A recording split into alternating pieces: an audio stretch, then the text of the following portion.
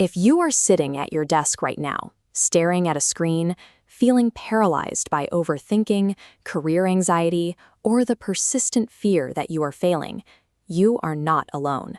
5,000 years ago, on a literal battlefield, a warrior named Arjuna experienced the exact same kind of panic attack. The counsel he received that day to regain his focus became the Bhagavad Gita. Today, we are translating that ancient, complex wisdom into 10 highly practical, modern steps. By the end of this video, you will have a physical daily checklist to take with you, 5 steps to improve your career, and 5 to manage your personal emotions.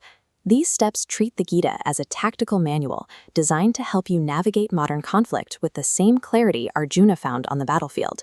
Phase 1 is your professional life. Step 1 is to focus on your input rather than the outcome.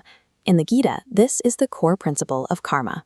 Obsessing over factors you cannot control, like securing a VP promotion or landing a specific salary, guarantees continuous anxiety. Look at this chart comparing those metrics. Your action step is to look at the right side of the equation.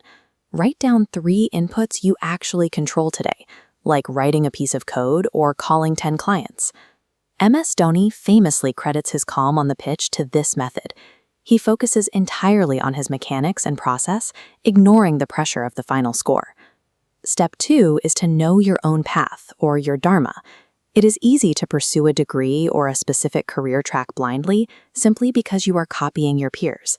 To define your actual path, map out these 3 areas: what you know well, what gives you joy, and what the world will pay you for. Where those 3 intersect is your unique dharma. Step 3 is to stop waiting for the right moment. We tell ourselves we will start a business or create content in 2 years when conditions are perfect. Those conditions rarely arrive. Take the first step today. Even if you only feel 50% prepared, you will figure out the remaining details while you are in motion. Taking ownership of your daily inputs and trusting your unique path is the only reliable way to break professional paralysis. Step 4 is the habit of developing your team. When leaders focus purely on claiming credit to impress their bosses, they eventually hit a ceiling. Their team stops supporting them and their growth stalls. Build a weekly habit to counter this. Dedicate time each week to publicly praise or actively mentor one junior member on your team. Step 5 is controlling your mind at work.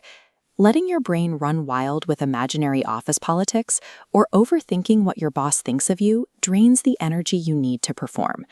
Defend your mental capacity. Write down your top 3 daily priorities and strictly limit the time you spend around colleagues who only complain or spread negativity. Professional growth happens when you elevate those around you while shielding your own mental environment from workplace toxicity. That brings us to phase 2, mastering your personal life. Step 6 is to face your emotions directly. Distracting yourself with Netflix after a job loss or a breakup does not soothe the emotional center of your brain. It just suppresses the stress in the amygdala, making a future emotional explosion more likely. Start physically journaling your top 3 problems. The act of writing processes the stress and naturally de-escalates the emotional brain. Step 7 is to forgive but don't forget. Holding on to grudges releases continuous cortisol into your bloodstream. That anger actively poisons your own body, not your enemies. Forgive them so you can drop that physical stress, and then immediately block those individuals on social media and WhatsApp so they can no longer influence your environment. Step 8 is to stop seeking validation. When you act purely to get praise for your parents or likes on Instagram, you are giving others total control over your happiness. Mastering your personal life requires managing your internal biology and cutting off those external dependencies. Step 9 is about undivided attention. We often sit with our families while mentally remaining at the office, tethered to our phones. This physical presence means nothing if your focus is elsewhere. Put your phone inside a bag during conversations. Practice active listening by mentally tracking or taking notes on exactly what the other person is saying. Finally, step 10. Your thoughts create your reality. Your subconscious mind acts on whatever instructions you give it. Stating, "My luck is bad," tells your brain to look for and create failure. Michael Jackson recognized this early. Before he was a global icon, He fed his subconscious mind the instruction that he would become a world-class performer. Start every morning by stating a positive, ambitious dream out loud. Give your subconscious a clear instruction to follow. The quality of your future reality is built by where you direct your attention today and the words you speak to yourself. These 10 habits are the modern application of the dialogue between Lord Krishna and Arjuna.